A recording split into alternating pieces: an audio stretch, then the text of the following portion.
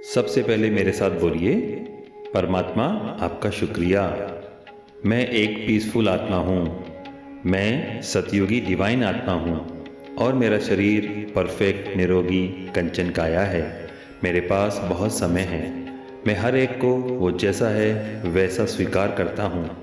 मुझे किसी से कुछ नहीं चाहिए। मेरा परिवार यूनाइटेड है। आज सारा दिन मैं परमात्मा का इंस्ट्रूमेंट, उसकी सेवा पर हूँ। आज हर एक जो मुझसे मिलेगा उसको मुझसे सुख मिलेगा। हर एक आत्मा मुझसे संतुष्ट होगी। मैं परमात्मा का फरिश्ता हूँ। मैं हर क्षेत्र में कामयाब हो रहा हूँ। आज मैं बहुत खुश और संतुष्ट हूँ। मेरा शरीर स्वस्थ और दिमाग तेज तर्रार है। मैं जो चाहूँ वो मैं कर सकता हूँ। जो भी हो रहा है मेरे अच्छे के लिए हो रहा है। मेरे पास खूब सारी धन दौलत है। मैं बहुत भाग्यशाली हूँ। अगर हम खुश रहेंगे तो हम खुशी की वाइब्रेशन रेडिएट करेंगे और उसकी वजह से हमारे चारों ओर जो लोग हैं वो भी खुश रहेंगे। आजकल आपको नहीं लगता है कि लोग कुछ ज़्यादा मीठा मीठा बोलते हैं? वो इतना मीठा मीठा बोल रहे हैं क्यों? क्योंकि वो कुछ छुपा रहे हैं। हमें किसी भी गिफ्ट को ज़्यादा डेकोरेट कब करना पड़ता है? सोचिए, अगर आप किसी को डायमंड दे रहे हो तो आप उसको पैक भी नहीं करोगे क्योंकि गिफ्ट ही इतना अच्छा है कि इसको क्या पैक करना है। गिफ्ट को देख के तो कोई भी खुश हो जाएगा। लेकिन अगर गिफ्ट अंदर से छोटा होगा तो उसकी पैकिंग बहुत अच्छे से करेंगे क्योंकि गिफ्ट तो कुछ खास है ही नहीं, तो उनको मेरी पैकिंग ही पसंद आ जाए। तो आज हमारी सोच एक दूसरे के लिए इतनी अच्छी नहीं है, लेकिन हम बोलते बहुत मीठा है और उसको कवर करने के लिए कभी कभी ज़्यादा मीठा बोल देते हैं। लेकिन हमारी वाइब्रेशन तो पहुंच ही जाएगी ना। खुश रहने का सबसे सिंपल तरीका, हमारी सोच और हमारे बोल एक जैसे होने चाहिए, अंदर बाहर एकदम क्लीन, क्योंकि एनर्जी तो सामने वाले को पहुंच ही जाती है। लेकिन सबसे इंपॉर्टेंट बात, वो नेगेटिव सोच मेरी एनर्जी को तो खराब कर रही है ना। तो जो सोचते हैं वो बोलना चाहिए, और अगर वो बोलने लायक नहीं है तो फिर वो सोचने लायक भी नहीं है। और अगर उसको बदलना है तो फिर उसको किस लेवल पे बदलना है? सोच के लेवल पे बदलना है। मान लीजिए कि खाने का टाइम हुआ है और उस समय मेरे घर पे कोई आ गया शाम को, रात को, तो ऊपर से तो मैं कहूँगा अरे वाह, बहुत दिनों बाद आए हो आप, बहुत बढ़िया, आप आए मिलने के लिए और खाने के टाइम पे आए हो तो खाना तो आपको खा के जाना ही होगा। लेकिन अंदर से मैं सोच रहा हूँ अरे यार, ये लोग तो खाने के टाइम पे आ गए। तो अब ये कितना कॉन्फ्लिक्ट होगा कि अंदर से तो मैं सोच रहा हूँ अरे यार, अब तो ये लोग जाएं, रात के 8:30 बज गए हैं, कल सुबह मुझे ऑफिस भी जाना है। पर ऊपर से मैं बोल रहा हूँ कितने दिन के बाद आए हो, खाना खा के जाना। अब क्या होता है, सामने वाले को 2 SMS मिलते हैं, क्योंकि वाइब्रेशन तो दोनों पहुंचती है, ऊपर से भी और अंदर से भी। तो वो थोड़ा थोड़ा उठता है, फिर थोड़ा थोड़ा बैठ जाता है, फिर थोड़ा थोड़ा उठता है, फिर बैठ जाता है। बताइए क्या ऐसा होता है या नहीं होता? होता है ना आपके साथ भी कभी कभी, क्योंकि हम उसको 2 एनर्जी देते हैं। फिर फाइनली वो डिसाइड करता है और कहता है अच्छा, जब आप इतना बोल रहे हो तो मैं बैठ जाता हूँ। और उसके बाद हम उसको कौन सी एनर्जी भेजते हैं? गुस्से की, इरिटेशन की। फिर हम जाके उसके लिए खाना भी बनाते हैं। लेकिन हम खाना बनाते बनाते क्या सोच रहे होते हैं? अरे यार, ये क्यों बैठ गया, ये गया क्यों नहीं, मुझे कितना काम करना पड़ रहा है। हम जो शब्दों के द्वारा कर सकते हैं, क्या हम उसको थॉट लेवल पर नहीं कर सकते? पहला, अगर हमारे को तकलीफ हो रही है, हम आज खाना बनाने के मूड में नहीं हैं, हमारी तबीयत ठीक नहीं है, हम थक चुके हैं, तो बहुत पोलाइटली और बहुत स्वीटली, बहुत प्यार और रिस्पेक्ट से हम बोल सकते हैं कि आप आए, मुझे बहुत अच्छा लगा, लेकिन हम साथ में डिनर नेक्स्ट वीक करेंगे। एकदम सिंपल है।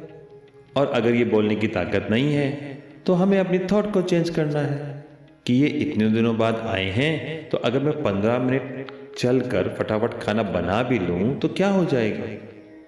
लेकिन थॉट एकदम अलग, शब्द एकदम अलग, थॉट अलग, शब्द अलग, खुद भी कॉन्फ्लिक्ट, तो जो एनर्जी रेडिएट कर रहे हैं वो भी कॉन्फ्लिक्ट हो जाएगी। लेकिन हम क्यों नहीं बोल पाते हैं कि हम आज नहीं, नेक्स्ट संडे डिनर करेंगे? क्योंकि सोशल टेंशन कि लोग क्या कहेंगे, वो क्या सोचेंगे मेरे बारे में। क्योंकि जब हम उनसे अच्छा बात करेंगे तो उनकी एक्सेप्टेंस मिलेगी हमें, तो हम अच्छे हैं। लेकिन लोगों को हम खुश नहीं कर सकते हैं। यहाँ एक को खुश नहीं किया जा रहा है। सोचो, अभी तक हम एक आत्मा को खुश नहीं कर पा रहे हैं और हम चले सबको खुश करने के लिए। हम सभी को, इवन किसी को भी खुश नहीं कर सकते हैं। हम एक ही चीज कर सकते हैं, हम खुद खुश रह सकते हैं। और अगर हम खुश रहेंगे तो हम हमारी खुशी की वाइब्रेशन रेडिएट करेंगे। और अगर हम लोगों को खुश करने की कोशिश करेंगे और सबसे इम्पोर्टेंट खुद नाखुश होकर लोगों को खुश करने की कोशिश करेंगे तो मिशन पूरा नहीं होगा। इज इट पॉसिबल कि हमें सबका अप्रूवल और अप्रिसिएशन मिले? किसी ने कहा कि कोई इंसल्ट करता है तो बुरा लगता है। तो कोई इंसल्ट करता है, इस बात का क्या मतलब है कि वो क्या करता है? कोई आकर अपना ओपिनियन देता है। सपोज मैं आकर आपको कहूं कि आपकी ड्रेस मुझे बिल्कुल पसंद नहीं आई, बिल्कुल भी पसंद नहीं आई, तो क्या आपको अच्छा लगेगा? नहीं लगेगा ना। तो लोग ये सोचते हैं कि आपकी ड्रेस उनको पसंद नहीं आई, आपकी ड्रेस अच्छी नहीं है, लेकिन ऊपर से क्या बोलते हैं, कितने सुंदर लग रहे हो आप। और फिर क्योंकि आपका झूठ कवर अप करना है तो कवर अप करने के लिए आप कहेंगे, कहां से खरीदी आपने ये ड्रेस? आपकी चॉइस तो बहुत अच्छी है, नेक्स्ट टाइम आप मुझे भी लेके जाना, मेरी ड्रेस भी आप अपनी चॉइस से खरीद के देना। यही वह समय है जब आपके अंदर वो कॉन्फ्लिक्ट होता है, क्योंकि अंदर वाली थॉट को हमें क्या करना है, उस सोच को हमें रोकना है। तो हम एक्स्ट्रा स्वीट हो जाते हैं। अब आप सोचिए और बताइए, जब आप ड्रेस लेने गए थे तो अपने साथ किसको साथ लेके गए थे? आप अपनी ड्रेस लेने जाते हैं तो किसको साथ लेके जाते हैं मार्केट में? किसी को नहीं। तो जिन लोगों का एक्सेप्टेंस हमें मैटर करता है उन सबको लेके जाना चाहिए और कहना चाहिए कि आप सब प्लीज चलो, क्योंकि बाद में जब मैं ये ड्रेस पहनूंगा तो आपको बोलना है कि ये ड्रेस बहुत अच्छी लग रही है। क्या ऐसा करते हैं हम? नहीं ना। तो हम ये क्यों चाहते हैं या एक्सपेक्ट करते हैं कि जो ड्रेस हमें अच्छी लगे वो सबको भी अच्छी लगे? जो ड्रेस, जो खाना आपको पसंद आए वो बाकी सभी को भी पसंद आए, ये जरूरी नहीं है। सबकी पसंद नापसंद अलग अलग होती है। और फिर हम ये कहते हैं कि इन्होंने मेरी इंसल्ट कर दी। तो इन्होंने मेरी इंसल्ट नहीं की, इन्होंने सिर्फ अपना ओपिनियन दिया, इंसल्ट नहीं की। लेकिन हम उसको ऐसे लेते हैं जैसे कि इन्होंने मेरी इंसल्ट की। मैंने अपने संस्कार के अनुसार अपना ओपिनियन दिया। अब वो एक ड्रेस के लिए भी हो सकता है, वो आपके जीवन के कोई भी डिसीजन के लिए हो सकता है ना। लेकिन हम एक्सपेक्ट ये करते हैं कि सब लोग हमारी हर चीज को एक्सेप्ट और अप्रूव करें, और इसलिए हम लोगों को खुश करने के लिए उनके अनुसार अपने जीवन को जीना शुरू कर देते हैं। लेकिन ये पॉसिबल ही नहीं है। अगर हमें 4 लोगों का एक्सेप्टेंस मिल भी गया तो 2 लोग और आ जाएंगे ये बोलने के लिए कि नहीं, ये राइट नहीं है। हमें सबका एक्सेप्टेंस मिले ये पॉसिबल ही नहीं है। ये क्यों पॉसिबल नहीं है? क्योंकि हर एक आत्मा लंबी जर्नी पर अलग अलग संस्कार लेके आई है। तो एक को जो बात सही लगेगी दूसरे को वो सही नहीं लगेगी। सबका एक्सेप्टेंस मिलना पॉसिबल नहीं है। जितनी जल्दी अपने आप को इस बीमारी से छुड़वा दें कि लोग क्या कहेंगे, तो उतना ही अच्छा होगा। जो भी हम जीवन में कर रहे हैं, अपने और अपनी फैमिली की कंफर्ट को देख के करें। जो हमारे लिए सही है वो हम करें। ये ध्यान रखें कि हमारे कदम से किसी और का नुकसान ना हो, लेकिन हमारे कर्म को सारी दुनिया अप्रूव करे, ये तो बहुत ही बड़ा बोझ है। ये तो बहुत बड़ा बोझ है। हम ड्रेस भी निकालते हैं और सोचते हैं कि लोगों को कौन सी पसंद आएगी। फ़ोन खरीदते हैं तो उस टाइम भी सोचते हैं कि नहीं, ये फ़ोन खरीदूंगा तो सब क्या बोलेंगे। अभी तक 1000 रुपये का नोकिया फ़ोन ही यूज़ करता है। फ़ोन का काम है बोलना, सिर्फ कम्युनिकेशन। आज हमने फ़ोन को क्या बना दिया, अपना स्टेटस सिंबल। एक दिन मैंने शॉपकीपर को बोला, ऐसा क्या है कि सैमसंग फ़ोन की बैटरी ज़्यादा नहीं चलती है, जल्दी ख़त्म होती रहती है। शॉपकीपर कहता है, नोकिया का जो पुराना फ़ोन था ना, उसकी बैटरी सबसे अच्छी थी। तो हमने क्या किया, अच्छी चीज़ों को छोड़ दिया, दूसरी चीज़ें उठाते गए। और कितना बड़ा क्राइटेरिया कि उस टाइम उनके पास भी ये है, उनके पास भी ये है, और अगर मेरे पास नहीं होगा तो सब लोग क्या कहेंगे। मुझे लोगों के लिए अपना जीवन नहीं जीना है, मुझे जीवन अपने कंफर्ट पे जीना है। मेरे लिए जो सही है वो करना है, क्योंकि नहीं तो हम वो सब कुछ कर देंगे जो हमारे संस्कार के लिए सही नहीं है, और तब हम खुश नहीं रह सकेंगे। मेरे पड़ोस में एक परिवार है, उनके 10 साल के बेटे ने शरीर छोड़ा। उसकी 2 बेटियां और हैं, 12 साल और 15 साल की। अब बच्चे ने शरीर छोड़ा तो घर में माहौल तो थोड़ा ऑब्वियसली थोड़ा सा टेंस होगा ही ना। लेकिन 6 महीने बीत गए, अभी तक घर का माहौल बहुत उदासी का था। तो एक दिन वो बहन मेरे पास आई, कहा, मेरी बच्चियां अभी भी बहुत उदास हैं, परेशान हैं, वो बाहर जाना चाहती हैं, वो पिक्चर देखना चाहती हैं।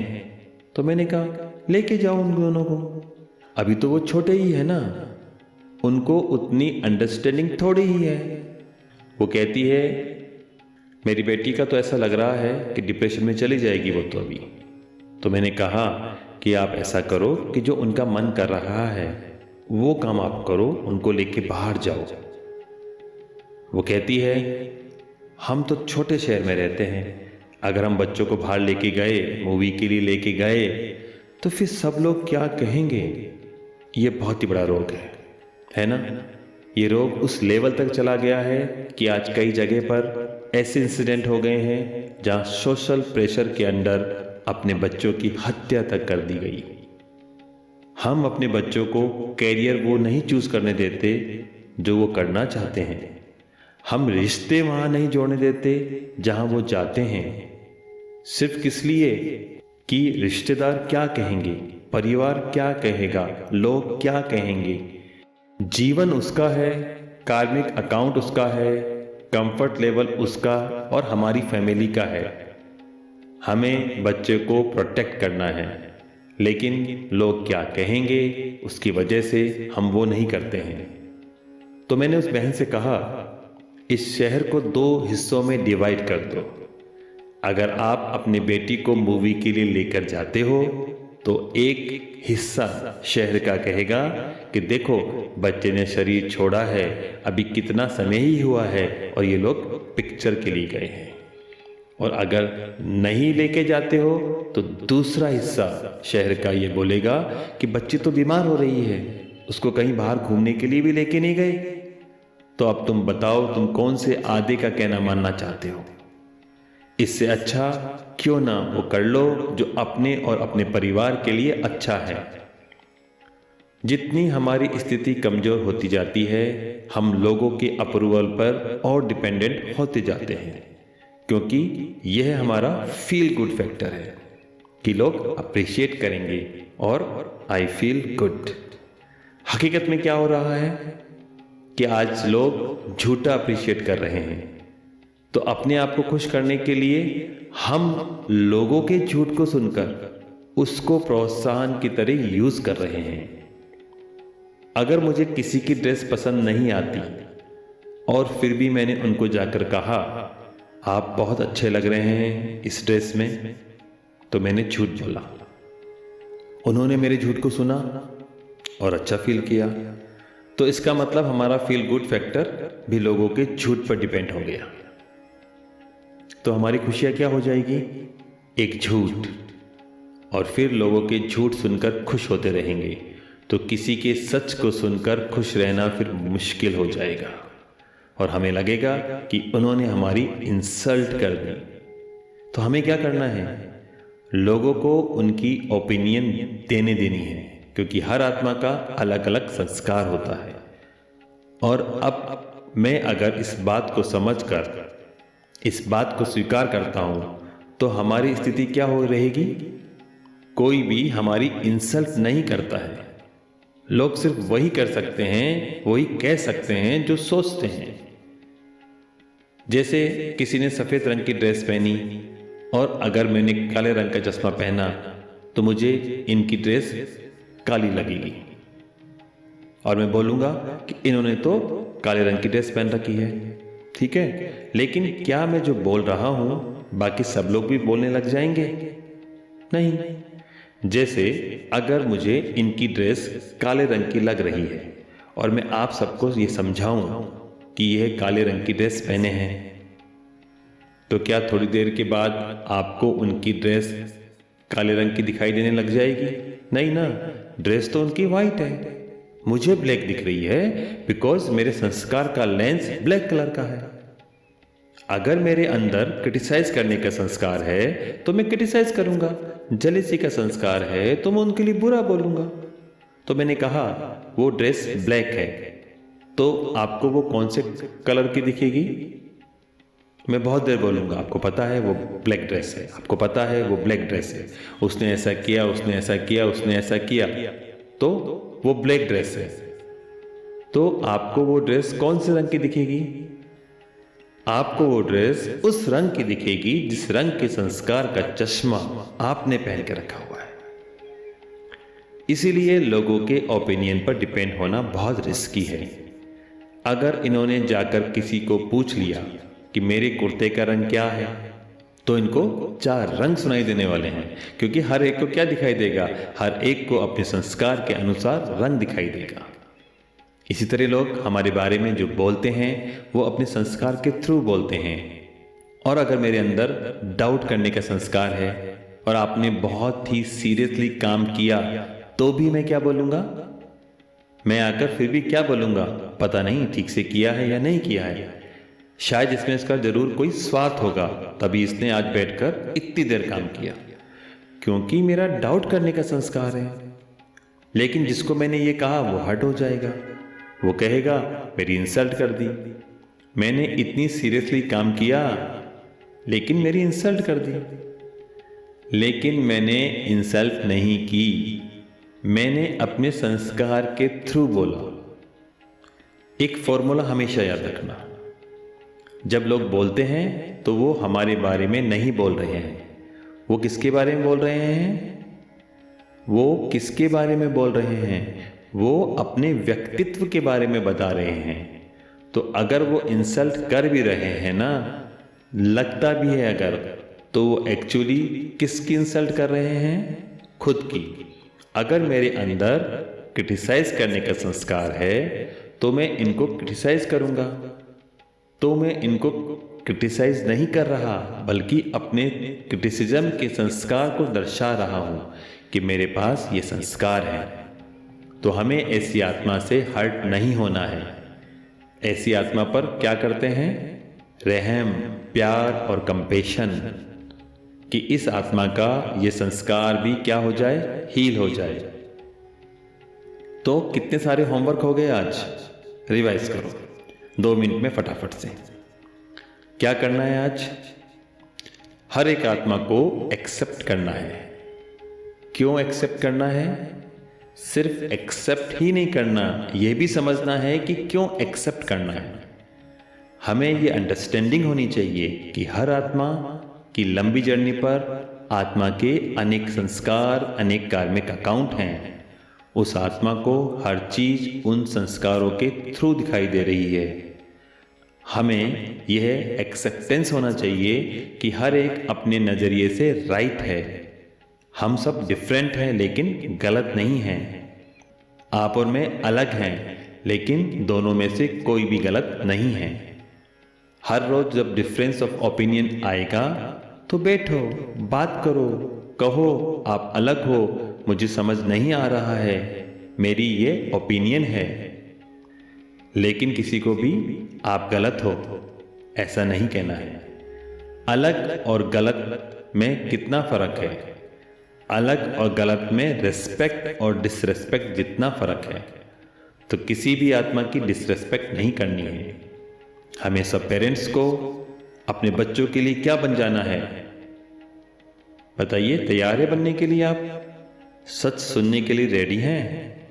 और सच सुनते ही अटेंशन पहले किस पर? सबसे पहले अपने आप पर।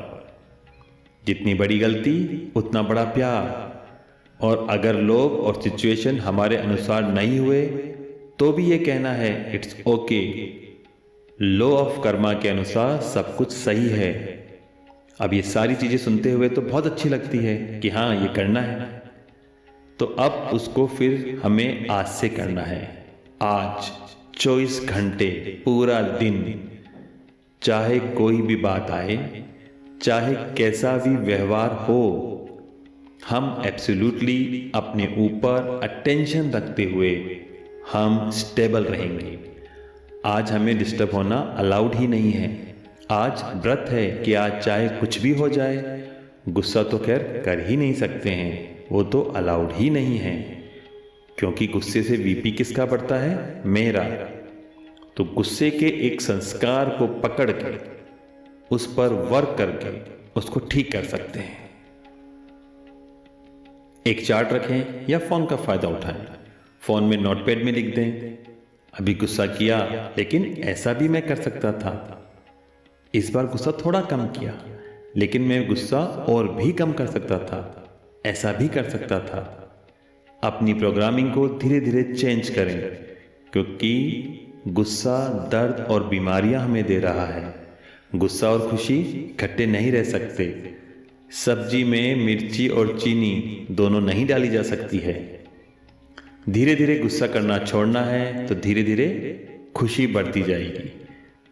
जितना हम रोज परमात्मा के ज्ञान को अपने अंदर डालते जाते हैं और कनेक्ट कर कर मेडिटेशन सीखते जाते हैं और फिर रोज मेडिटेट करते जाते हैं, तो सिर्फ सीखना नहीं, फिर उसको रोज करते जाएंगे तो आत्मा की बैटरी क्या होती जाएगी? चार्ज होती जाएगी। पावर हाउस से हम कनेक्ट होंगे, बैटरी हमारी चार्ज होगी, तो फिर लोगों से मांगने की बजाय हम लोगों को देने वाले बन जाएंगे। परमात्मा से कनेक्ट होते ही बैटरी चार्ज हो जाएगी, पूरा घर बदल जाएगा। हर घर में अगर एक आत्मा भी जिम्मेदारी उठाती है अपने आप को चार्ज करने की, तो सबकी चार्जिंग हो जाएगी। तो समय निकालकर अपनी बैटरी को चार्ज करना है और फिर चार्ज करते रहना है।